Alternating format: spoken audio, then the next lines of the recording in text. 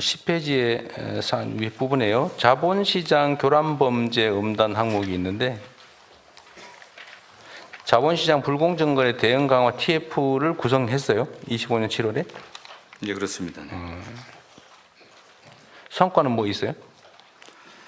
지금 가장 큰 최근의 성과가 서울구 중앙지검 공정거래조사부에서 설탕 담합 사건을 갖다가 저희들이 찾아냈고 3조 원 정도의 담합이 있었는데 찾아가고 근래 드물게 대표까지 구속해서 기소를 했습니다. 그 사건은 제가 어디서 딴 데서 보고서를 본 것 같은데 그거는 2012년인가 뭐 13년인가 그때 아주 오래전에 벌어진 사건 아닌가요? 아니, 그렇지 않습니다. 이게 뭐 말씀드리기 그렇지만 공정거래위원회에서 제대로 2024년부터 내부 조사를 하다가 진척이 없어갖고요. 리니언 씨라고 해갖고 와서 신고하고 자백하게 되면 감형해주는 제도가 있습니다. 그래서 저희들이 그게 저희 검찰에 그 신고가 와갖고 검찰이 집중적인 조사를 하고 이게 공정거래위원회가 전속 고발권이 있기 때문에 저희도 고발 요청을 3회에 걸쳐서 고발 요청을 해갖고 그랬었어요? 예, 저희들이 이걸 조사를 했습니다. 네, 애쓰셨습니다.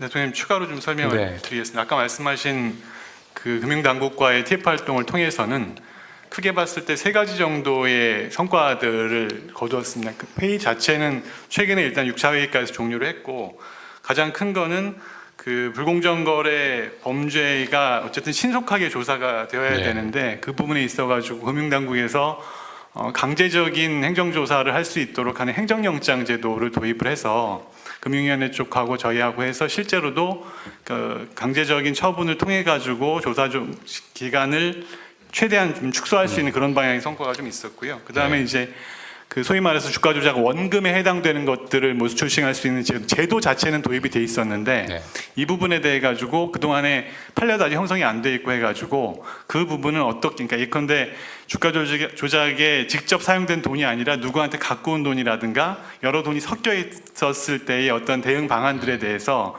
그 금융 쪽 당국 쪽하고의 그 대응 논리들을 만들어서 현재 어떻게 할지에 대한 그 방향성들을 잡았고요. 마지막으로는 그 지금 양형 기준을 양형위원회 쪽에 이야기를 해서 올해 하반기에 그 상당 부분 반영을 한 부분이 있습니다. 예. 네, 네. 하여튼 자본시장 교란 범죄에 대해서는 우리가 좀 엄정한 태도를 보여주고 실제로는 시도 자체를 못하게 막아야 되는데 지금까지는 너무 많이 방치돼 있어서 걸리는 경우는 재수 없어서 걸린 거고 통상적으로는 안 걸린다는 믿음이 있었던 것 같아요. 하여튼 그 점은 확실하게 좀 깨주면 좋겠어요. 예. 요즘 많이 좀 좋아지는 것 같다는 건 하는데 글쎄 여전히 이런 거 다 숨어서 하는 거니까 알 수가 없죠.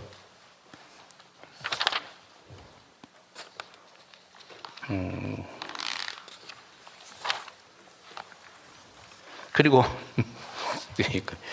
여기 경제 형벌 어쩌고 저쩌고 있어서 그러는데 전에 초코파이 1,000원짜리 이런 건 왜 기소한 거예요?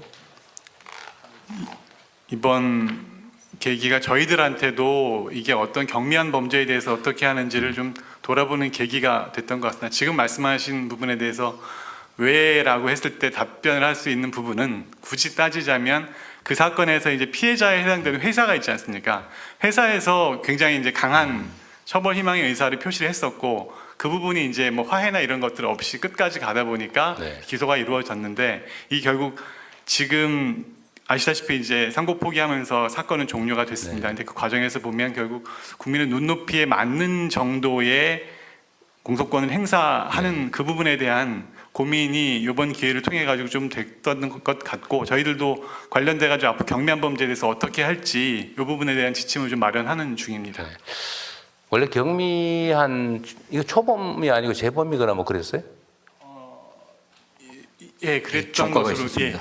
전과가 있었던 절도 것으로 알고 전과가 있습니다. 절도 전과가 그랬던 있었나요? 기억하고 있습니다. 그런 어려움도 있었겠네요. 기소 유예하기가 조금 어려운. 어쨌든 법률 제도상으로도 이런 경미한 범죄에 대해서는 다른 나라들은 이런 경우에 어떻게 해야 된다는 규정이 있는 경우도 꽤 있다고 하더라고요. 근데 지금은 죄가 되면 액수가 적어 20원 피해를 입었더라도 10원짜리 피해라도 이론적으로는 어쨌든 처분을 해야 되는 상황이 발생하잖아요. 기소유예를 하든지 기소하든지. 예, 그렇습니다. 예. 죄가 되면. 근데 10원짜리 길에 떨어진 5핀 주워 갔다. 그 점유이탈물 횡령이잖아요, 그죠? 신고 안 하고. 예를 들면 그런 경우도 굳이 기소해야 되나 그런 거를? 아예 제도적으로 경미한 처벌 가치가 없는 거는 안 하는 그런 제도를 만들어야 되지 않을까요? 예, 다른 예. 나라는 그런 게 있다고 하던데. 네, 저희들은 검토해 보겠습니다. 네. 그게 너무 일선 검사들 입장에서는 이거 죄가 되는데 기소유예 하려니까 전에 뭘 한 기록도 있고 하면 혹시 문책당할까 싶어서 그냥 에이 기소해버리고 이럴 수도 있죠. 근데 예. 그 길을 하나 만들어 주기는 해야 되지 않을까 싶습니다. 예, 그렇습니다. 국민들이 보기엔 이런 걸 기소하게 되면 이게 그냥 공소권의 남용 또는 오용으로 그렇죠. 느끼기 반대쪽으로. 좋은 조건입니다. 예, 예. 하여튼 그것도 고민은 좀 해야 될 것 같습니다. 예.